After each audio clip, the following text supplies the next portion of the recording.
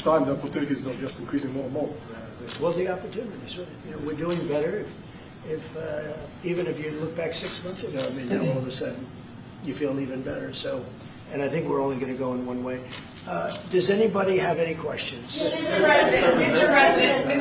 President, have you approved the export licenses for advanced chips to Saudi Arabia? The export licenses? We are working on that. We're negotiating that right now. Marco, do you want to talk about that, or Scott?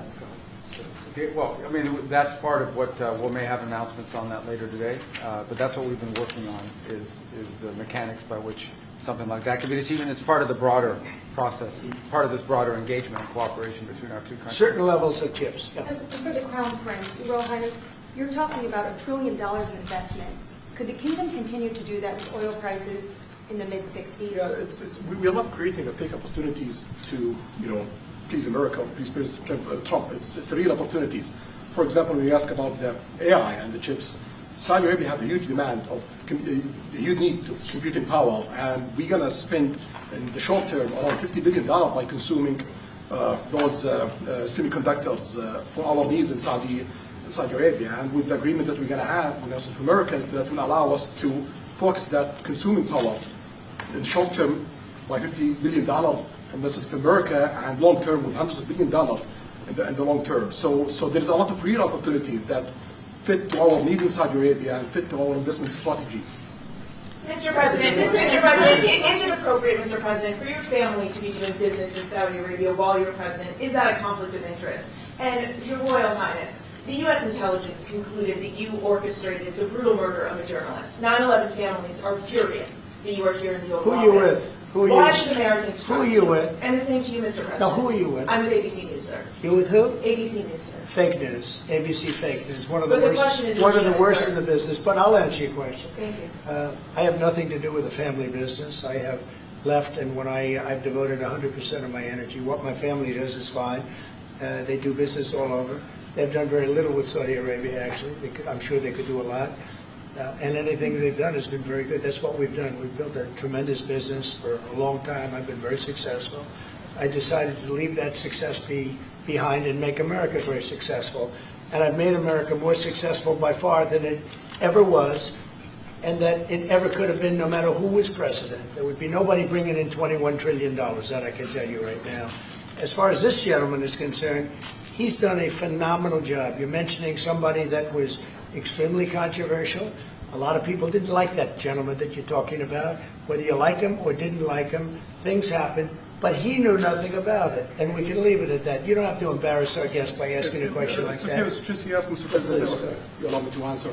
I feel painful about the families of 9/11 in America, but we have to focus on reality. Reality based on CIA documents and based on a lot of documents that Osama bin Laden used Saudi people at that event for one main purpose, is to destroy this relation, to destroy the American-Saudi relation. That's the purpose of 9/11.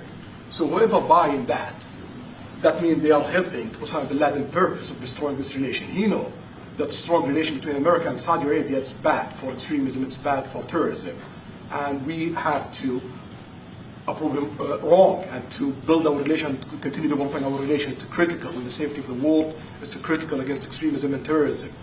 About the journalists, it's really painful to hear, anyone that been losing his life for, no real purpose or nothing illegal way, and it's been painful for us in Saudi Arabia. We've did all the right steps of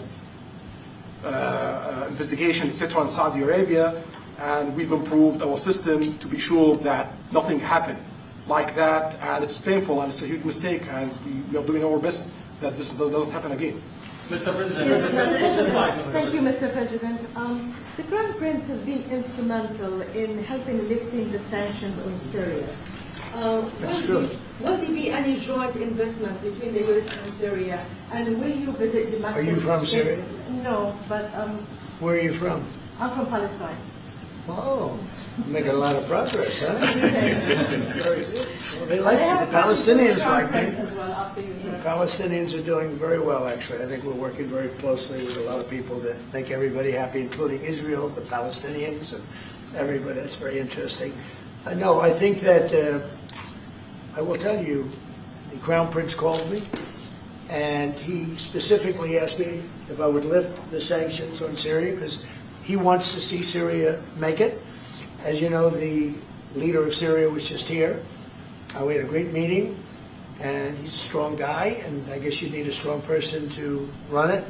And I think Syria's made tremendous progress. And we did lift the sanctions at the request of the Crown Prince. Also, the President of Turkey, Erdogan, called me specifically. He said, you know, if you don't lift the sanctions, Syria doesn't have a chance. If you do, they have a very good chance. And between the two of them and some others, I lifted the sanctions. And the results so far have been pretty good. Mr. President, can I ask you a question about the F-35s that are being sold to Saudi Arabia? Are these the same ones that are being used by the Israeli military? And if so, how does that allow for the qualitative military edge for Israel? And then I want to ask you, because you brought up the plight of the Palestinians, are you aware of relocation flights to South Africa that are taking place right now? Which flights? There are relocation flights that are taking place. Some Palestinians are being charged up to $2,000 I'm not going to a seat. South Africa for the G20 because I think their policies on the extermination of people are unacceptable. So I'm not going, so I won't refer to anything having to do with South Africa. South Africa has behaved extremely badly.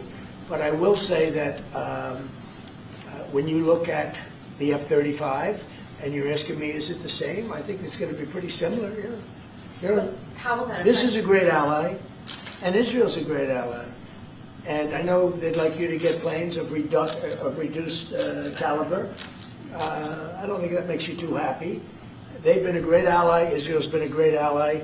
And we're looking at that exactly right now. But as far as I'm concerned, I think they are both at a level where they should get top of the line. Yes, please. Can I just ask for the Crown Prince, if I could just ask about the direct talks between U.S. It's all right. Steve, 1 second. Go ahead. Have you reached an agreement on a U.S.-Saudi defense treaty today? And are you going to bring up the Abraham Accords in your discussion? I already brought them up. What did you say? I think I got a positive response. Would you like to respond? Yeah, so Yes. definitely we believe having a good relation with all Middle Eastern countries is a good thing, and we want to be part of the Abraham Accord, but we want also to be